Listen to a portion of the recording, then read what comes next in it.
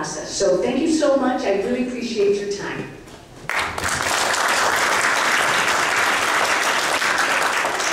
Thank you. Next, we'll have Ms. Pelton.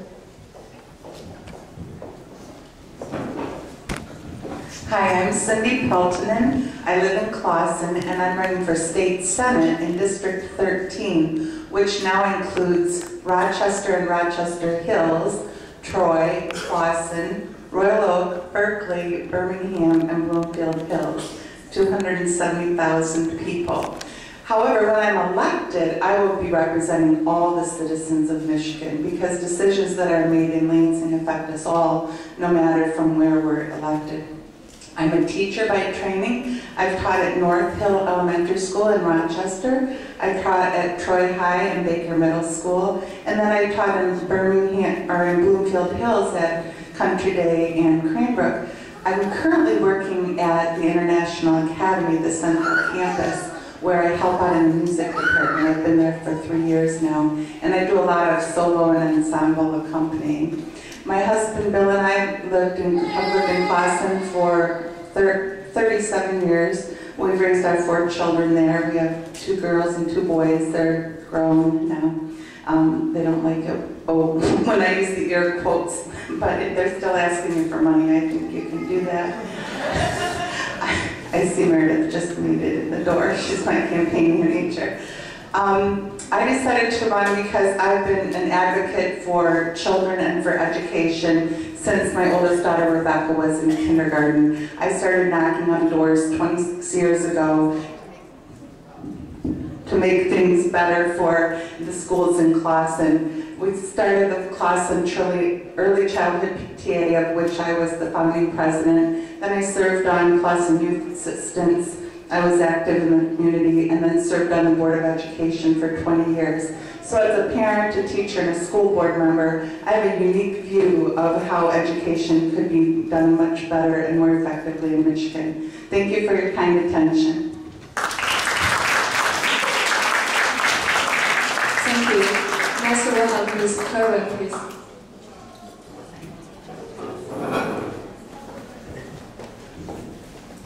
Thank you so much. I'm Mary Kerwin, and I'm running to be state representative right here in Troy and Clawson. Raise your hand if you're from Troy or Clawson. It's wonderful to have you here. What distinguishes me from our current representative is my broad experience. I've served on the Troy Board of Education in all offices, including president. I served on the Planning Commission here in Troy, and I served on City Council where I finished as Mayor Pro Tem. In 2012, I was recognized as a Troy's Distinguished Citizen, and this year as Diversity Champion. So I am a champion of diversity, both from my own experience and from my children. Well, I know we've heard a lot who've shared their immigrant experience. I am all Irish. And as we see children coming over our border now, I absolutely understand the plight of parents knowing when children are in danger. Don't you feel that? When we had the potato famine in Ireland, I know that parents would do anything to ensure that their kids could make a ship to come across to America. And when we arrived in America, my grandparents settled in Boston. And there were signs on doors that said, "Irish need not apply." Irish need not apply. So part of my DNA is understanding the importance of access for all. And that's why when you see my signs in Troy, "We all win with Kerwin," you'll see all of us. I am passionate about opportunity for all of us. Do you agree with me? Yeah. Public education, the pledge of American schools, is for all of us. It is my highest priority. I am an educator by training. I teach at the University of Michigan, Dearborn Institute for Local Government, and I hope that you in the room will vote for me so that we can have a voice to bring our education back to the promise that we uphold to all. Will you do that? Yep. Thank you so much. Thank you. Next, we'll have Mr. McDermott, please. My name is John McDermott. I am a Green Party candidate for the 9th Congressional District. Thank you for inviting me tonight, and I'm pleased to meet all of you. I too am 100% Irish descent. Potato famine. Some of my ancestors did arrive here shortly before the famine. My namesake ancestor died in the Civil War. I don't believe he was born in this country, but he died serving it. I understand that when I was presented with this questionnaire, I went around to some of my immigrant friends, and I was surprised that some of them were reluctant to talk about their opinions about our immigration system, because they said, John, I got family in the system, and they didn't want to go there. I too had a real sensitivity towards justice and injustice, not just from the Irish experience here, but the Irish experience over there. We know what it's like to have a government that pushes you around, and we don't want that. Does the United States government push some people around in the world these days? Well, I'm up here because I feel it does. I don't believe in that sort of bullying. I especially don't believe in it when it's unjust, unprovoked, or on some false premise. And in my questionnaire, I gave some of my rather strong opinions I won't bore you with now about what some of those false premises have been. I believe our government has a lot to do to clean up its own house fiscally. I'm running against the person who's the ranking Democrat on the House Ways and Means Committee. I doubt there's any committee in the Congress more responsible for our nation's fiscal condition than that committee. I believe in balanced budgets, or nearly balanced budgets. I believe you don't attack a nation that has not attacked you. So I am pleased to meet you. I hope that you find everything in this country that my ancestors did. Thank you. Thank you. And now we'll have Mr. Lillis, please. Hello, my name is Dave Lillis. I'm the candidate in the 46th district, Lake Orion, Oxford, Addison area. And the reason I'm running, this is my 7th time running, and I run my campaign a little different. I take no money. I fill out no questionnaires and turn them in because that's a commitment to what somebody else wants. What I want to do, by you taking no money, once you get a nickel, you owe somebody. My job is custodian of the vote. My job is to cast the vote on your behalf, but my job is also to bring you accurate, honest information. If you know what's going on, you can make an educated decision on what you want. Now, the other speakers, every one of them very good, and a lot of the points were brought up.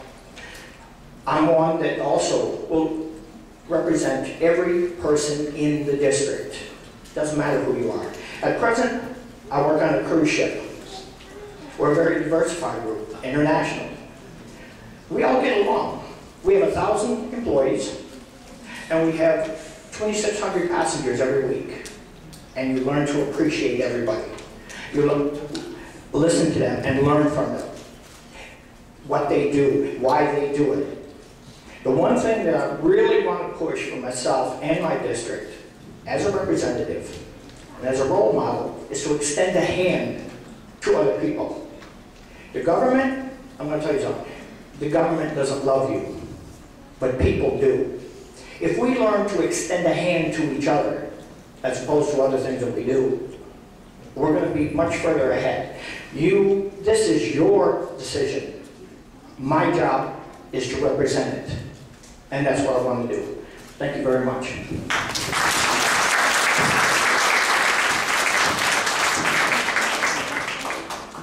Thank you. And then we'll have Mr. Ryan.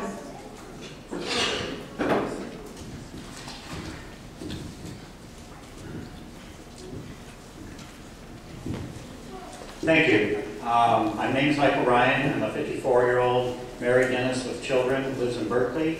I decided to run for the state house when my current state rep, which includes Berkeley, Huntington Woods, Ferndale, Oak Park, and Hazel Park, and Pleasant Ridge. She didn't respond to my letter. I had a way that I thought would work better for the Affordable Care Act, and to simplify it, make it more people-oriented. And she didn't even know I was getting it. So I've always been interested in public policy, and the state level is probably where I think most of the things that I'm interested in are happening, where you have education, healthcare, transportation, and everything else that hits our daily lives. I was interested on the survey that you have, that one of the questions asked, is it important for Michigan to be welcoming to new Americans? And of course there's the PR and the obvious fact that people from other countries bring new, fresh ideas and bring vitality to the economy and just our culture. But anyways, in addition to that, if we make the basic things that we need to cover, like affordable health care, transportation, education, these are things that even if you aren't a new American, and if you've suffered any kind of reversals, you need these things to work for you so that you can work your way back up the economic ladder. In Michigan, we have a low cost of housing, which works to our advantage, and enough fresh water available. But the things we don't have is a good public transportation system, and we need to some of our school districts are pretty good, but we need to have them share with the other ones that are not doing well, so that we can include that part and make our state a great state for everyone, new and old. Thank you.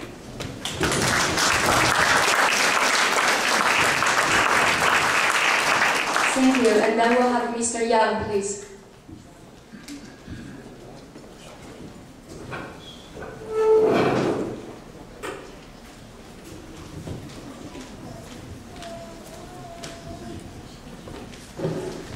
Thank you. My name is James Young, and I am running for State Senate District 11 as a Libertarian candidate. Now, the State Senate District 11 runs generally along the southern edge of Oakland County, as far east as about Oak Park and Berkeley, Oak Park and Huntington Woods, and as far west as Farmington Hills. I happen to live in Farmington Hills myself. The reason why I'm running for this office is to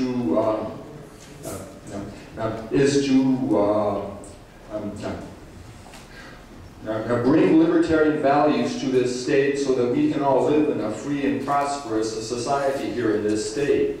The Libertarian Party stands for personal responsibility, the principle of personal responsibility, and also a small constitutionally limited government. Why is this important? Oh, well, I'll tell you. Back in the late 1700s, our country was founded by our founding fathers after we won our independence from England, from Great Britain, and back then, the first Declaration of Independence came, and then the Constitution came, and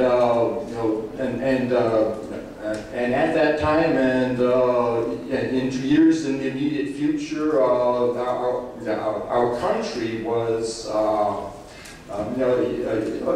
fiscally very good and essentially a small constitutionally limited government. Then along about 1913, the income tax came along. Can you believe that we went from 1776 to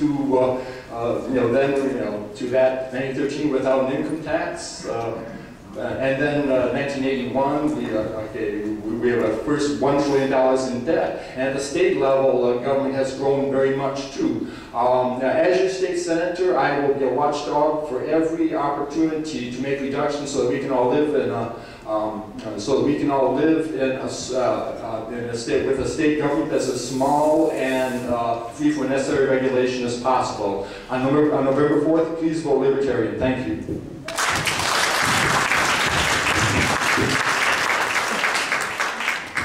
Thank you. And finally, we'll have Mr. Sacrist, please.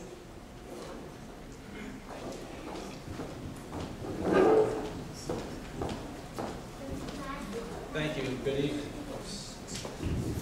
Thank you. Good evening. My name is Paul Seacrest. I'm running for the 12th State Senate, 12th District. That's Bloomfield Township, Auburn Hills, Pontiac, and several communities north of Auburn Hills and Pontiac. I was born in Ann Arbor, raised in Beverly Hills and Birmingham, and live in Bloomfield Township.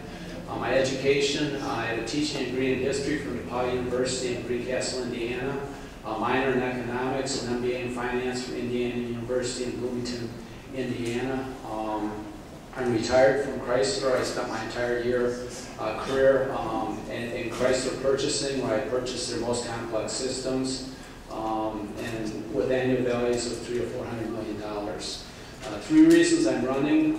First of all, try to stop the spread of charter schools and schools of choice. Michigan has one of the best public school systems in the country. We're 14th in combined SAT, ACT scores.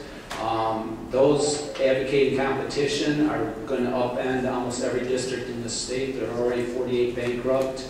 Competition makes sports teams better. Competition makes businesses make better products at a cheaper price. K through 12 education, it just doesn't make sense. You can't explain why it makes sense. Second, roads. I advocate a 30-cent a gallon increase, index it for inflation, and index it for the rising fuel economy of vehicles. The road tax is the only tax you have that's not indexed for inflation. It has not increased in 17 years. Oakland County Road Commission is pretty efficient. I don't see the inefficiency. We must spend more money on our roads, or they'll continue to fall apart. Last one, I am very protective of working class manual labor jobs. I advocate the strongest E-Verify in the nation. There are 30,000 workers in my district. Chicago would cost 20,000 of their jobs if Detroit equals Chicago in terms of illegal penetration. Thank you.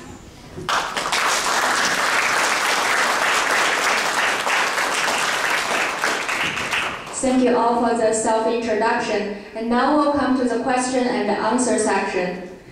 I will first kick off, give a sample question, and then we'll receive questions from the audience.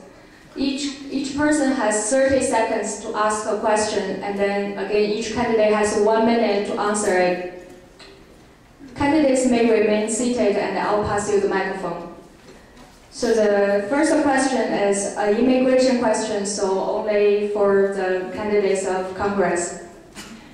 Governor Schneider proposed to increase 50,000 employment-based green card or working visa for Detroit to attract well-educated and highly skilled immigrants to live and work in Detroit.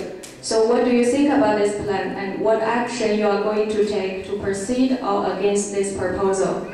So I guess only Mr. McDermott is the only candidate for Congress, right? So.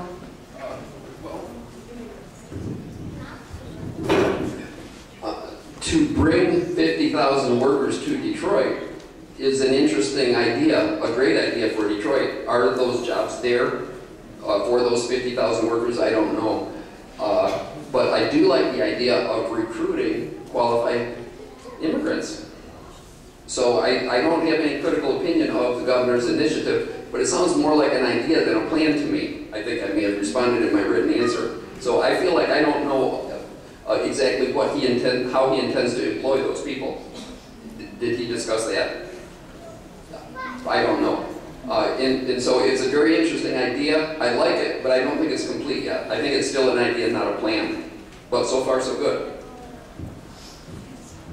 All right, thank you. So now we'll start to receive questions from the audience. You may raise your hand, and a volunteer will pass you the microphone.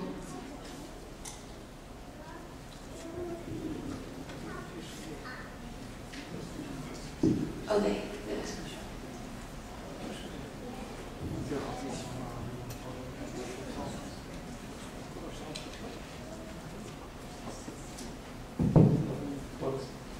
My name is Li Wang, and I'm a small business owner, and I live in Rochester Hills. So my question is, as a small business owner for 7 years, and we had very, very difficult time of getting support from local and the federal government. So I started my business like in 7-8 years ago, and we tried to get more support from Oakland County, and also trying to get some initial funding from the government. But every government office where I talk to, it looks like they don't have a lot of programs. So my question for, I think for the congressional, candidate, John, yeah. So and also for my district, Mary, so from Rochester, so. Okay, John, yeah. I heard one candidate from my district. So I'm very interested in get some idea from you how we can support small business owner to start a business or continue support on a business growth. So that's what I'm interested in. In 30 seconds. Okay. Thank you. My husband and I have a small business in Rochester Hills. We started 24 years ago, and I know the struggles. I mean, we took a big loan out, cleaning the office yourself, all of that. What comes to mind, I don't have all the answers, but what I'm thinking out loud is, I know Oakland University has an OU incubator. I know that the county has some programs for small businesses.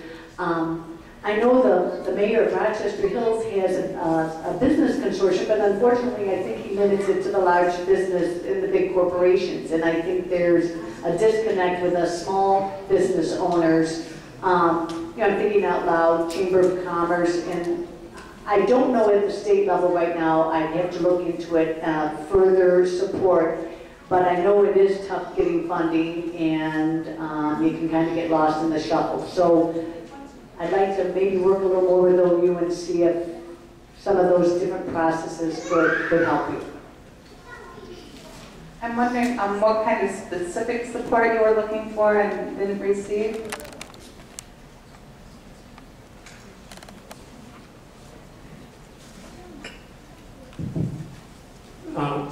The support I think I'm looking for is when we start the business, right?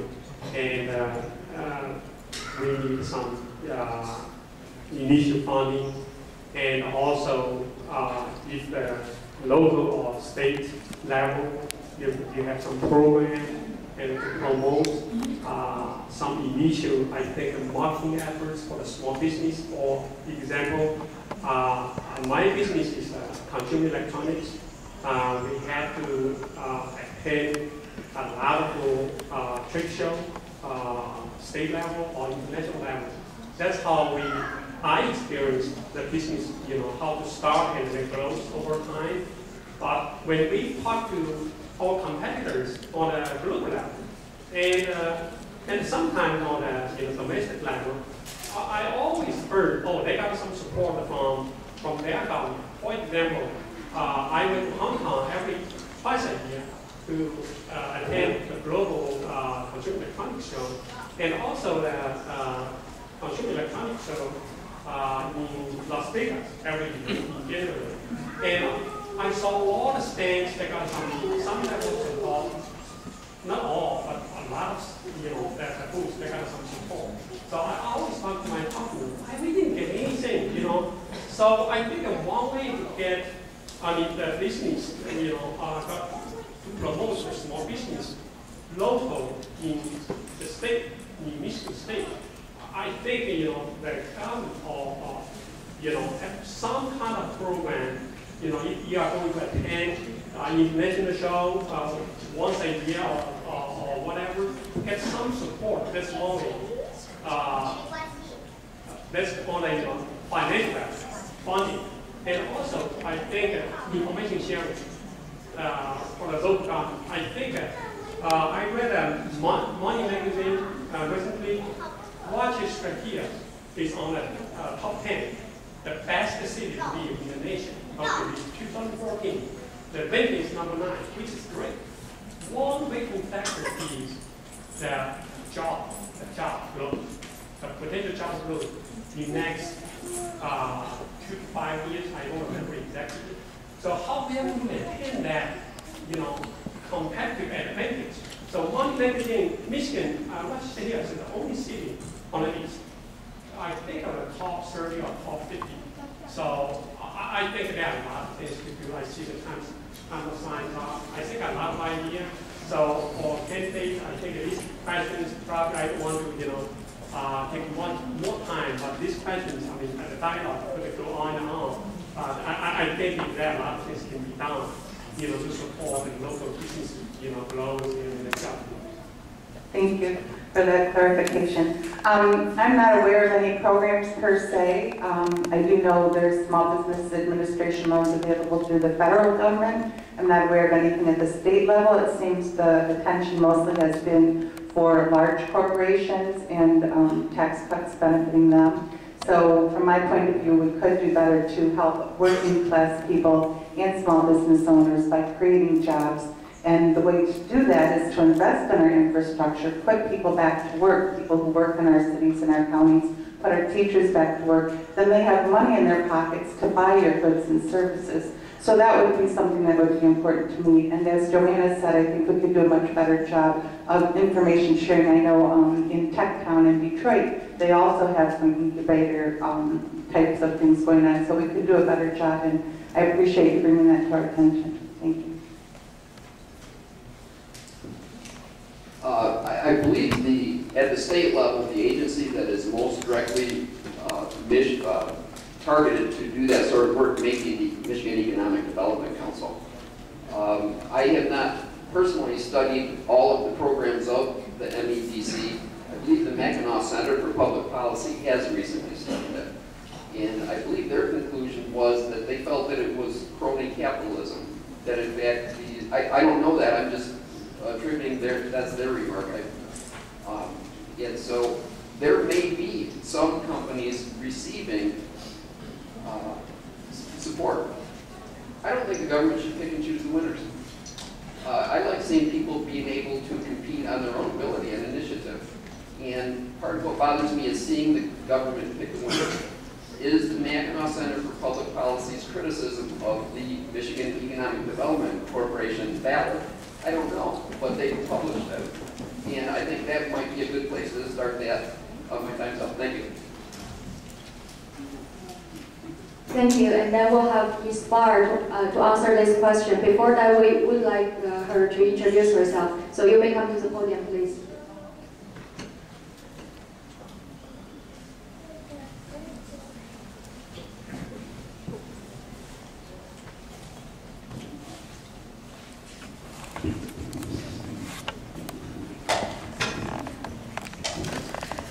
Hello, my name is Christina Barr, and I'm a congressional candidate for the 14th District. Originally, I was running for state representative, and I lost my primary actually by 6 votes. And Christina Conyers dropped out of the race, so I was elected to be the GOP candidate. And I'm very honored to have this time in this position, and I want to just represent everybody the best that I can. I don't care really about being a traditional politician. My goal is to just really go out there and to see what the needs of the people are and meet people at their needs, whether they're social and economical. My family came to Pontiac in 1945 for business. We were seeking out jobs. My father's a minister in the community and I'm a minister in the church. I'm just 25 years old. I'm an author of 10 books, 5 that are published through myself.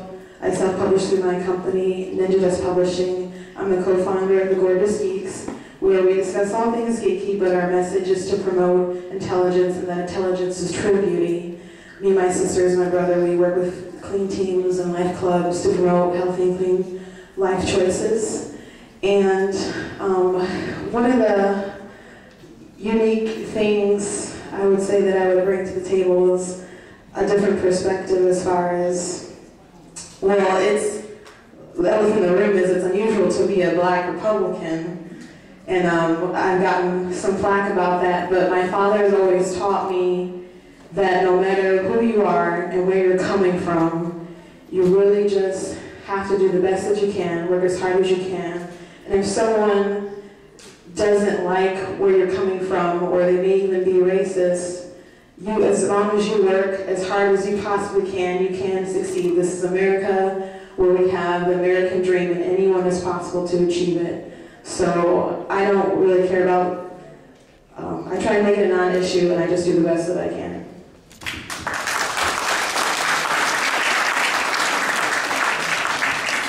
apologize for being late. I just got off of work at Micro Center. Oh, the question that okay. I believe one way to really help small businesses and businesses, especially locally and even big ones in the cities, is to really focus on these economic freedom zones. Senator Rand Paul is talking about.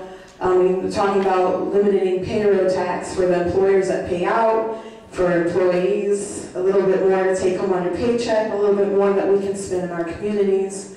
So lowering the taxes for small businesses and big businesses. I know there's some frustration from smaller businesses or people who feel like big businesses is really crushing them, but but the goal is that everybody really wants to succeed and make money. And so as long as everyone on the bottom is making money and can spend things, then the big companies get to make more money, and it's a cycle. And you want everyone to be successful. And I think if those economic freedom zones work in the certain areas, they'll expand and go forward.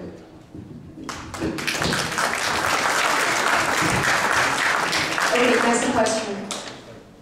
Okay, sure.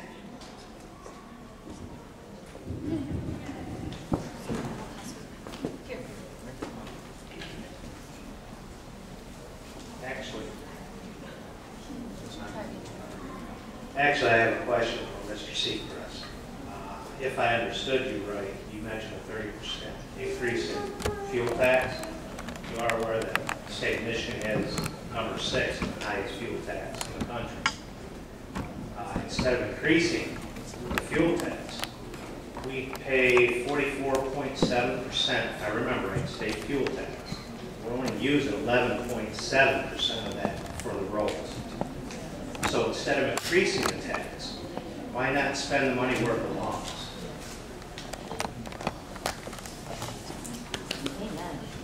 Mr. Seacrest.